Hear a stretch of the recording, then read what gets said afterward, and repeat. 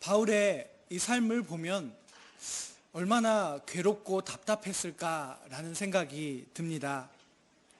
바울은 지금 고소를 당하고 있는 상황입니다. 바울은 왜 항상 고소를 당해야만 했을까? 또 바울은 2년 넘게 가이사랴에 억류되어 있는데 왜 바울은 끊임없이 억류되어서 변명을 해야만 하는가? 오늘 본문에서도 몇 번이거나 반복되는 바울이 변명을 하는 그런 장면을 우리는 보게 됩니다. 우리는 삶 속에서 주변에 어떤 사람이 갑작스럽게 변했다고 느껴지는 말이나 행동을 보게 됩니다.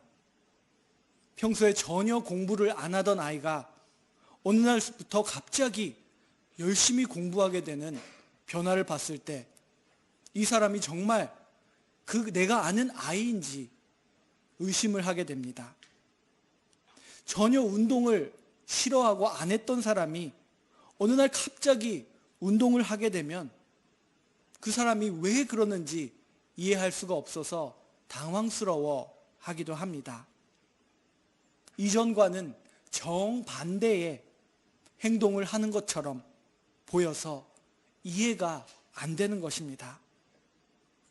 그런데 어쩌면 그 사람에게 더 깊이 들어가서 물어보고 그리고 그렇게 변화된 이전과 이후에 대해서 차근차근 대화를 하다 보면 어쩌면 너무나 변한 것 같은 그 이전과 이후 사이에 일관성이 있을 수도 있습니다. 이전과 이후를 이어주는 다리와 같은 것이 있을 수 있다라는 것입니다. 만약 정반대의 사람으로 변한 것 같은데 그 사람 안에는 일관성이 있는 다리가 있다면 그 일관성, 그 다리는 그 사람에게 있어서 아마 무엇보다도 소중한 것이 아닐까 생각이 됩니다. 오늘 우리는 바울을 보면서 그가 고소를 당하고 끊임없이 변론하고 변명하는 그가 재판을 받는 그 모습을 보면서 도대체 바울 안에 있었던 그 다리와 같은 사람들은 그가 변했다고 말하지만 그 안에 있는 일관성이란 것은 도대체 무엇인지 한번 찾아보기를 원합니다. 바울은 지금 유대 지역을 다스리는 왕, 로마가 공인한 왕인 헤롯 아그리빠 2세 앞에 서 있습니다. 아그리빠는 그의 아내 버니게와 함께 아주 화려하게 아주 위험 있는 복장을 하고 지금 나타났습니다. 아그리빠 왕 앞에 선 바울이 변명을 하는 장면이 오늘의 말씀의 내용입니다. 그는 자신의 삶의 초기에 대해서 말하고 있습니다. 바울의 삶의 초기라고 말할 때 그 초기는 그가 다메섹으로 가던 길에 부활하신 예수님을 만난 사건 이전을 나타내는 말입니다. 그 사건 이전에 바울이 얼마나 열심히 대단한 유대인이었는지를 그는 아그리빠 왕에게 그리고 그 자리에 있는 다른 유대인들에게 지금 말하고 있는 것입니다. 오늘 본문의 4절, 5절 말씀을 보면 그는 이렇게 말합니다. 내가 처음부터 그의 삶의 처음을 말하고 있습니다. 또한 예루살렘에서 젊었을 때 아마 아그리빠 왕의 앞에 선 바울은 많은 나이를 먹었을 것입니다. 이미 나이가 든 상황이었지만 그때에 비해 아직 젊었을 때 그때의 상황을 말하고 있습니다.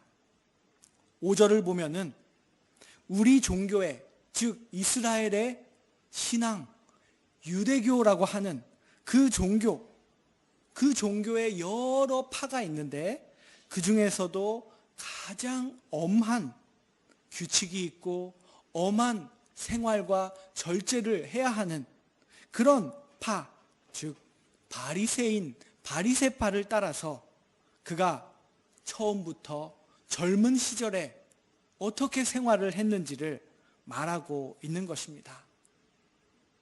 바울은 이 아그리빠 왕 앞에서 말하면서 자신이 그 당시에 일반적인 모든 이스라엘 사람들이 알고 있는 초정통 유대교, 초정통 유대인으로서 살아왔다라는 것을 먼저 말하고 있습니다. 어쩌면 바울이 이스라엘의 성전을 중심으로 하는 그 종교를, 이스라엘의 믿음 자체를 반대하는 것처럼 보일지도 모르겠습니다.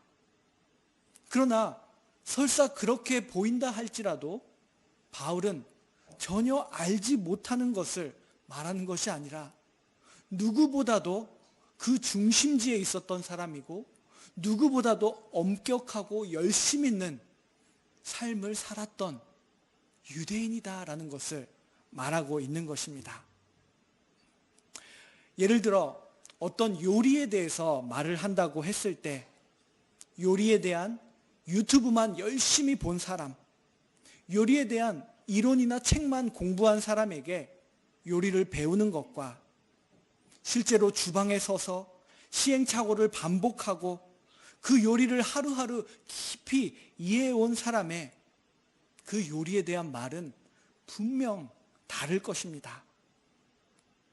바울은 어떤 이론이나 일반적인 도덕적인 차원에서 지금 말하고 있는 것이 아니라 실제로 이 이스라엘의 믿음, 이스라엘이 섬겨왔던 하나님, 그 중심에 있었던 사람으로서 실제 경험자의 입장에서 지금 말을 하고 있다라는 것입니다. 우리가 바울이 지금 왜 처음의 이야기, 자신의 젊었을 때의 이야기를 하는지를 이해하면서 오늘 본문을 본다면 더 깊이 이해할 수 있을 것입니다. 같은 맥락에서 바울은 그가 직접 쓴 그의 서신서, 갈라디아서 같은 곳에서 비슷한 자신의 예전의 이야기를 하고 있습니다.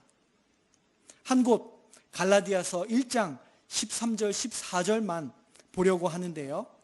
바울은 그가 하나님의 교회를 심히 박해하였다라고 갈라디아서에서 스스로 쓰고 있습니다. 또한 갈라디아서 1장 14절을 보면은 내가 동족 중, 즉 유대인들 중 여러 영갑자들에 비해서, 즉 자신의 또래들에 비해서 유대교를 지나치게 믿었다. 여기서 지나치다는 것은 꼭 부정적인 의미가 아니라 그 정도로 자신은 또래에 비해서 훨씬 더 열심 있게 그 믿음을 지키기 위한 삶을 살아왔다라는 것입니다. 내 조상의 전통에 대하여 더욱 열심히 있었다라고 말하고 있습니다. 로마 총독 벨릭스, 그리고 지금 새롭게 부임한 베스도, 그리고 유대 지역의 이 아그리빠 왕은 어쩌면 바울이라는 사람을 잘 모르기 때문에 이스라엘의 어느 변두리에서 온 엉터리 같은 이야기를 하는 사람이라고 생각했을지도 모릅니다. 그들은 과거에 그가 사울이라고 불렸을 때 어떤 삶을 살았는지를 전혀 이해하고 있지 않기 때문입니다. 바울이 로마 세계 전역을 돌아다니면서 말했던 모세의 율법과 그리고 많은 선지자들의 그 예언서가 어떻게 성취되었는지, 그 성취가 바로 예수 그리스도를 통하여 이루어졌다라는 그 주장은 아마 베스도나 벨릭스 그리고 아그리빠 왕에게는 받아들여질 수 없는 엉터리 주장같이 들렸을지도 모릅니다. 그러나 바울은 여기서 다시 한번 말하고 있습니다. 그렇지 않습니다. 나는 이스라엘의 예배의 중심지였던 예루살렘에 있던 사람이고 나는 그것을 누구보다도 열심 있게 배우고 훈련하고 삶으로 살아왔던 사람이다 라는 것을 말하고 있습니다. 어떤 사람들은 자신이 잘 알지 못하는 것을 알지 못하기 때문에 알고 싶은 것이 귀찮아서 거부하거나 거절하기도 합니다. 그러나 바울은 그런 식으로 거절과 거부를 하고 있는 것이 아닙니다. 바울은 저기 유대인들의 디아스포라 지역에서 대충 주워들은 그런 엉터리 유대교, 엉터리 이스라엘의 신앙을 말하는 것이 아니다라는 것입니다. 바울은 예루살렘에서 그 시대에 많은 유대인들이 가장 존경했던 가마리엘이라는 사람의 문화에서 바리새인으로서의 교육과 훈련을 받았다. 다시 말해 제대로 배우고 제대로 열심 있게 살았던 유대인이었다라는 것을 말하고 있습니다. 이것은 매우 중요한 요점입니다. 바울이 살았던 1세기에 누가가 썼던 이 사도행전이 쓰였던 시기에게도 중요했고, 그리고 바울을 오늘날 연구하는 많은 연구자들에게도 중요하고, 그리고 이 바울 서신과 사도행전을 오늘날 읽고 있는 우리 그리스도인들에게도 이 사실이 매우 중요합니다. 바울의 변론을 전하고 있는 오늘의 본문, 그것은 회심하는 이전과, 즉 다소 출신의 사울이라고 불렸던 젊은이와 부활하신 예수 그리스도를 만난 이후에 이제는 사도라고 불리게 된 바울 사이에 있는 분명한 전환점이 있다는 것을 말해주고 있습니다. 그러나 이 본문은 그것이 단순히 전환점이었다라고 말하는 것으로 끝날 수 없다라는 것을 말하고 있다는 것을 잊어서는 안 됩니다. 오늘의 본문을 더욱 깊이 바라볼 때에 바울의 이전과 이후를, 이 둘 사이를 이어주는 매우 강력한 핵심적인 연관성, 강력한 일관성이 있다라는 것을 우리는 발견하게 된다라는 것입니다. 바울 안에 있는 이 다리와 같은 연관성을 우리가 깨닫게 될 때 어쩌면 사도 바울의 다메섹 도상에서에 대한 회심, 그의 그 체험을 회심이라고 표현하는 것은 오해의 여지가 있을지도 모르겠습니다. 그 이유는 바울이 아브라함과 이삭과 야곱의 하나님이 참 하나님이시고 유일하신 창조주이시다라는 그 신앙이 어렸을 때부터, 그리고 지금 아그리빠 왕 앞에 서 있는 이 시점까지 한 번도 변한 적이 없었기 때문입니다. 바울은 일관적으로 그의 젊은 초기에도 하나님에 대한 열심을 갖고 있었고, 그리고 지금도 그 창조주 아브라함과 이삭과 야곱과 이스라엘의 하나님이 바울 자신의 하나님이라는 사실을 믿고 있습니다. 바울은 그 사실을 그의 서신의 이곳저곳에서 강조하고 반복적으로 말하고 있는 것을 보게 됩니다. 그런 의미에서 바울은 하나님을 바꾼 것이 아닙니다. 바울의 관점에서 볼 때에는 그가 어떤 새로운 종교를 얻게 된 것이 아니라는 것입니다. 바울은 자신의 백성, 아브라함의 자손 이스라엘을 인도하시겠다고 한 그 하나님의 약속 안에 예전에도 지금도 여전히 자신이 있다는 사실을 말하고 있습니다. 아브라함의 하나님을 따라왔고 지금 따르고 있고 앞으로도 그 하나님을 따를 것이다 라고 말하고 있는 것입니다. 바울에게 있어서 이 중요한 전환점, 그의 삶의 초기와 후기, 이전과 이후가 나누어지는 이 전환점은 그가 부활을 체험했다라는 것입니다. 부활이 처음으로 일어난 것을 예수 그리스도의 만남 속에서 그가 체험했다라는 그것이 바로 전환점이 되었습니다. 바울과 그리고 그 도라고 불리는 예수 그리스도의 도를 따르는 사람들은 그 부활에 대해서 인정하고 그것이 일어났다라는 것을 증거하며 살았지만, 그러나 그것을 믿지 않는 당시의 많은 유대인들은 아직 하나님이 약속하신 그 일은 일어나지 않았다. 구약 성경에서 선지자들에게 말씀하신 하나님의 그 놀라운 회복의 부활은 아직 일어나지 않았다라고 생각하고 있었습니다. 그러나 바울은 그렇지 않다. 이미 하나님이 우리 조상들에게 약속하신 그 부활이 이미 첫 열매가 되어서 예수 그리스도 안에서 일어났다라는 것을 확신하고 있습니다. 바울에게 있어서 이 부활에 대한 확신이 무엇보다도 중요했기 때문에 바울은 아그리빠 왕 앞에서, 유대인들 앞에서 변론을 하면서 이어지는 말씀 가운데 세 가지를 강조하면서 말합니다. 먼저 첫 번째입니다. 그것은 바울이 확신하는 이 부활의 체험은 그가 어딘가에서 갖고 온 새로운 들어보지도 못한 이야기가 아니라 이미 이스라엘의 조상들에게 주어진 약속 안에 근거한 것이다. 하나님의 약속 안에 있던 것이다 라고 말하고 있는 것입니다. 본문 6절을 보겠습니다. 이제도 여기 서서 신문 받는 것은 하나님이 우리 조상에게 약속하신 것을 바라는 까닭이니.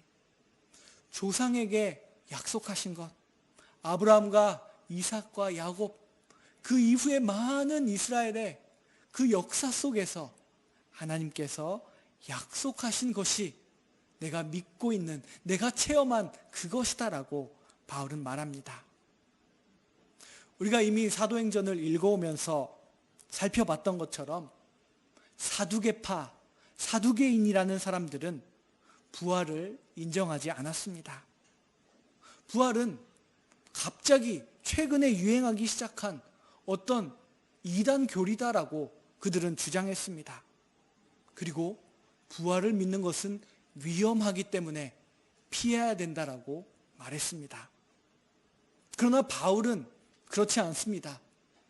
바울뿐만 아니라 그 당시에 많은 바리새인들은 부활, 그것은 아브라함 시대 때부터 하나님께서 이미 주신 약속 속에 있었다라는 것, 시편의 기자들이 말하고 있고 선지자들이 말한 것이 바로 이 부활의 소망이다라는 것을 말하고 있었습니다. 바로 여기서 다시 한번 조상들에게 하나님의 그 원대한 계획과 시간 속에서 이미 오래전에 주어진 것이다라는 것을 말하고 있습니다. 두 번째로, 그 부활에 대한 소망은 어디서 살든 이스라엘 백성들, 언약의 백성, 아브라함의 자손들에게 주어진 약속이고, 누구나 그 약속을 붙잡고 예배드리면서 그들이 그것을 기뻐한다라는 사실입니다. 이어지는 7절 말씀을 보겠습니다. 이 약속은 우리 12지파가 밤낮으로 간절히 하나님을 받들어 섬김으로 얻기를 바라는 바인데, 여기서 바울은 12지파라고 말하고 있습니다. 사실 바빌론 포로기를 경험하면서 12지파라고 하는 개념은 매우 희미해졌습니다. 그래서 이 시대에 정말 12지파가 유효하게 남아 있었는지를 묻는다면 그것은 퀘스천입니다.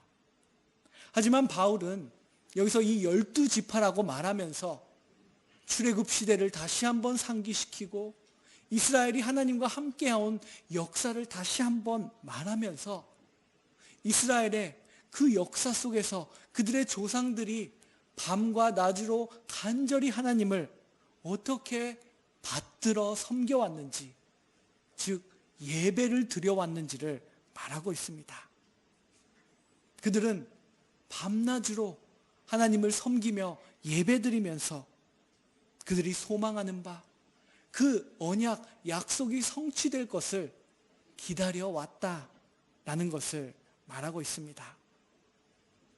다시 한번 이 말씀을 풀어서 말한다면 유대인들은 이렇게 예배해왔지만 바울은 뭔가 다른 예배를 말하는 것이 아니다라는 것입니다.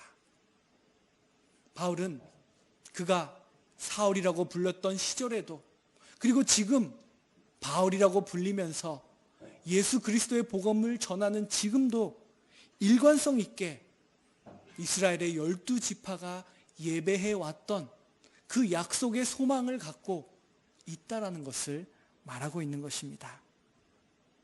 그러나 아마 사두개인들은 이런 바울의 주장에 동의하지 않았을 것입니다. 예배 중에 부활의 소망이 있다라는 말조차 어쩌면 인정하지 않았을 것입니다.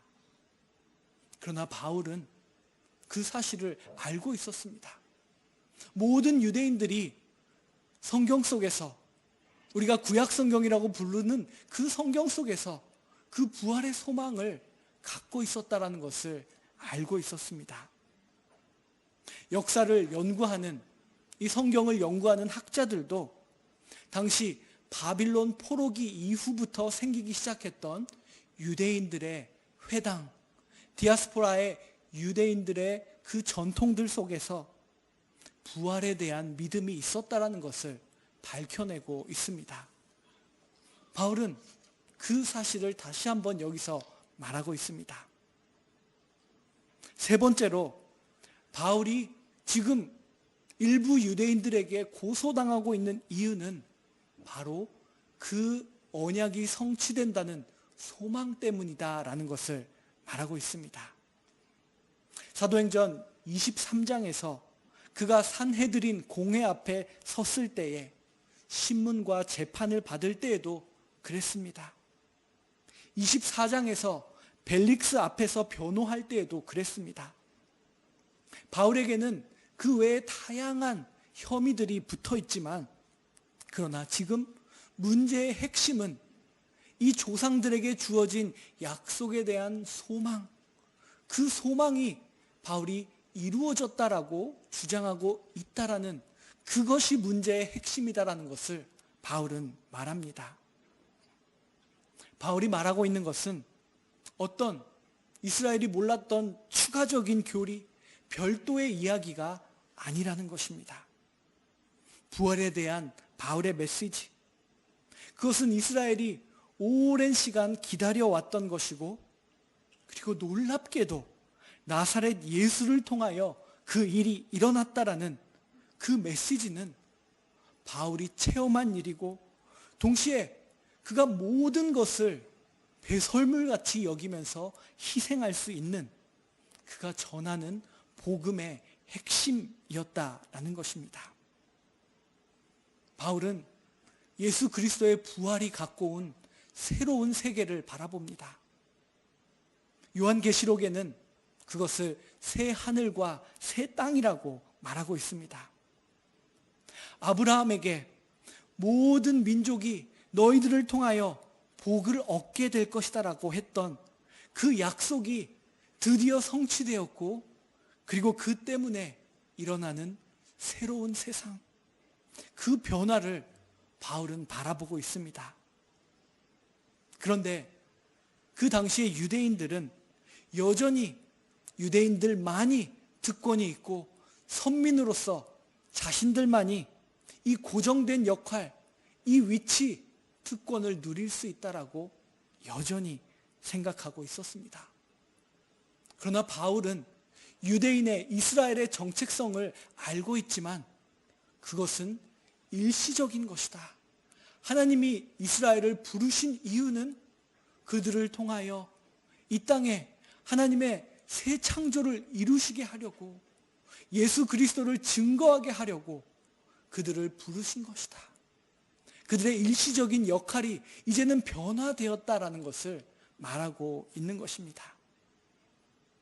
따라서 그러므로 바울은 두 가지 사실을 양쪽 다 오늘 본문에서 강조하고 있습니다.